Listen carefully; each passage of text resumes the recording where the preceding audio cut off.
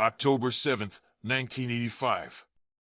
On day 5 of the trip, which had left from Genoa, Italy, the journey had begun.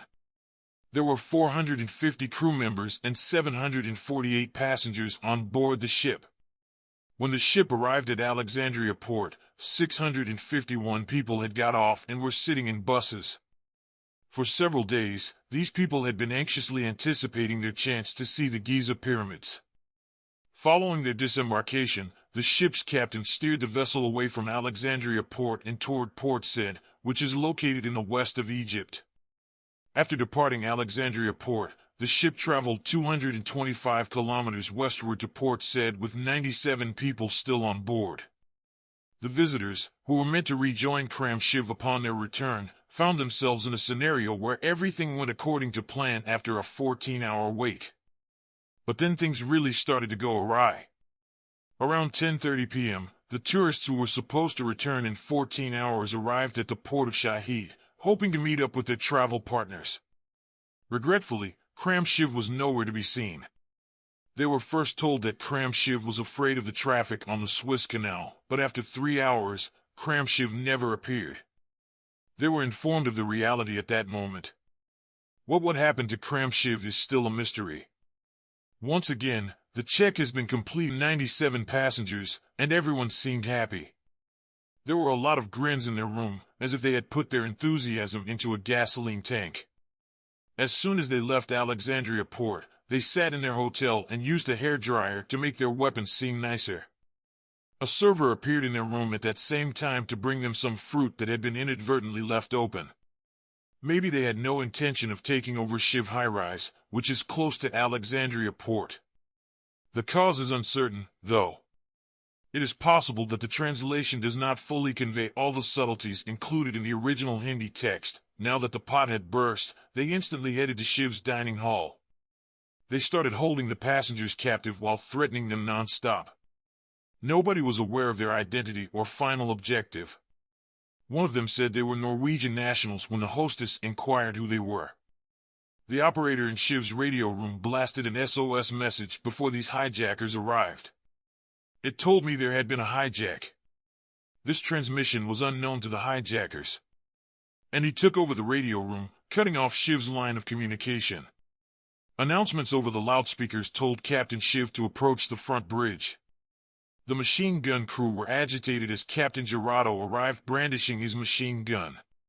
Speaking loudly in Arabic, Jakar suddenly switched to halting English and gave the order to sail for the 500-kilometer distance serial Port Tethys.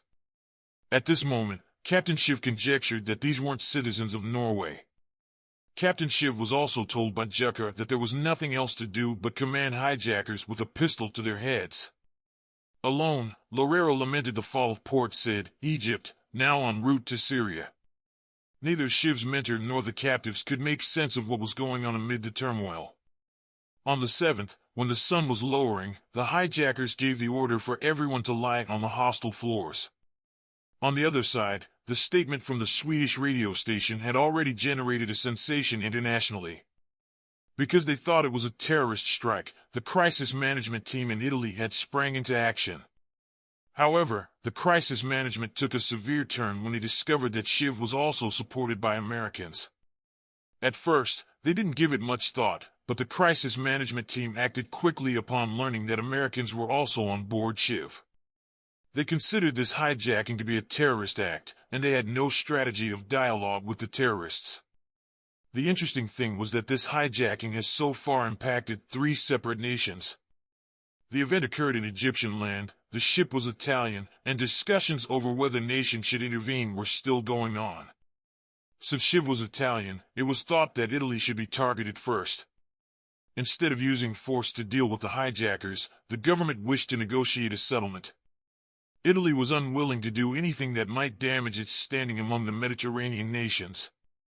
As a result, the government explicitly told all of the Mediterranean nations that no single hijacker, such as Lev Aron, should be let to enter their ports. Despite this, on the morning of October 8, Liran had already reached close Syria.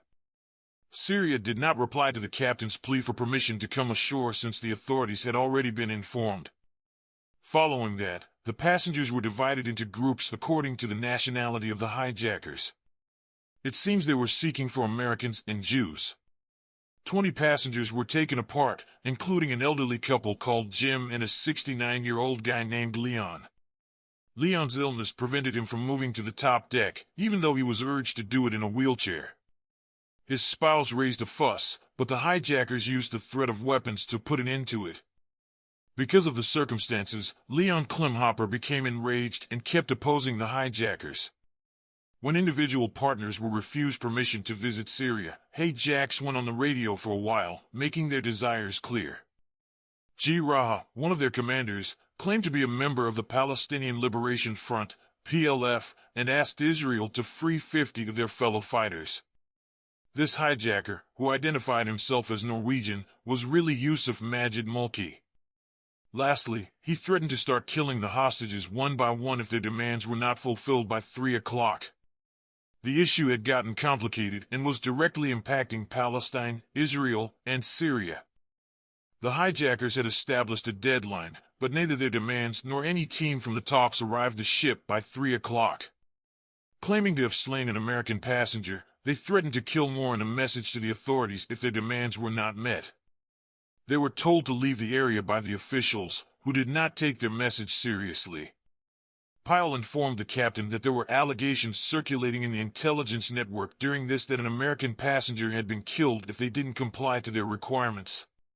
However, there was no official confirmation of this information.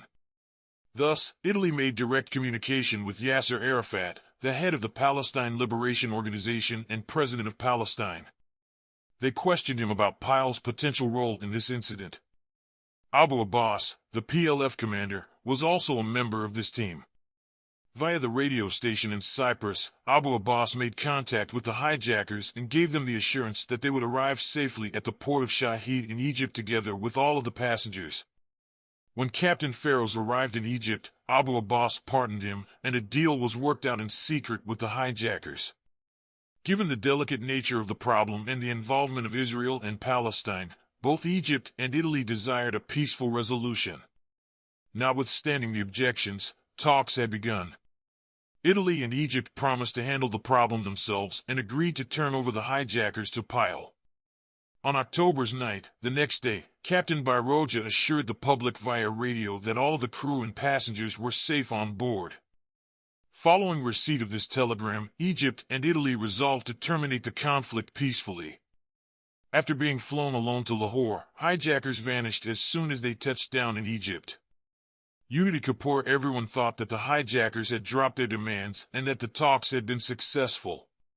However, the hijackers, Enal, aired a statement under the persuasion of Captain Feroz, threatening to kill a passenger.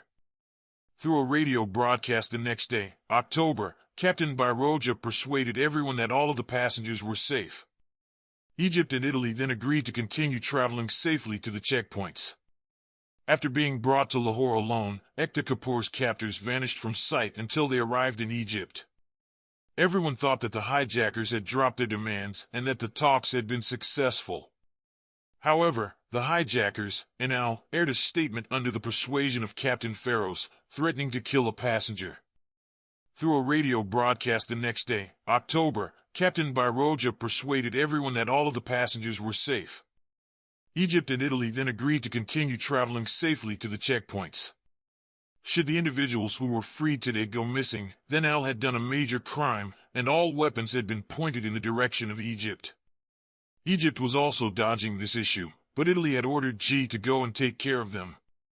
The hijackers had departed Egypt, according to Egyptian President Hosni Mubarak, and he had no idea where they were at the time. But Al obtained the info from that intelligence that Egypt was transporting them to Tunisia on an aircraft. On October, around 6 p.m. Egyptian time, Almash. Still, Shiva was in Italy at the same time as this ship docked there. The murder aboard the Italian ship also happened, and the scenario turned high-tech. As a result, Italy had the original authority to take care of him. But when the ship landed, he wanted Italy to take possession of it. He held the Italian and his diplomatic conference for many hours while he kidnapped 80 troops. At last, in the morning, a call arrived from Washington, ordering the American forces to withdraw. On this brief, America and Italy came to a deal whereby Italy would penalize this high-tech. Yasser Arafat was dispatched from Italy when Italian forces discovered B.F. Aligar, another important figure, among the hijackers. Yasser Arafat is thought to have planned the entire hijacking since he was on the ship of Abu Abbas. But whether Rafat knew about it or not is unconfirmed. While the other hijackers received sentences, Abu Abbas was freed by Italy due to a lack of evidence linking him to the hijacking. Hijacking and the lack of proof about the relationship with Rafat led Italy to free Abu Abbas, while the other hijackers received sentences. Hijacking and the lack of proof about the relationship with Rafat led Italy to free Abu Abbas, while the other hijackers received sentences. Shiva meant to utilize this arena to launch an attack, not to hijack, it was later discovered. This current occurrence was carried out as a result of Israel's Bobby's influence. On October 13th, following their elimination, Lion Clean Offer's corpse was discovered. After being crowned, Syria's coach arrested it and returned it home. I sincerely hope you enjoy and spread the word about this heartfelt ETV video. I sincerely appreciate your kind and heartfelt words. I'll see you in the amazing upcoming video.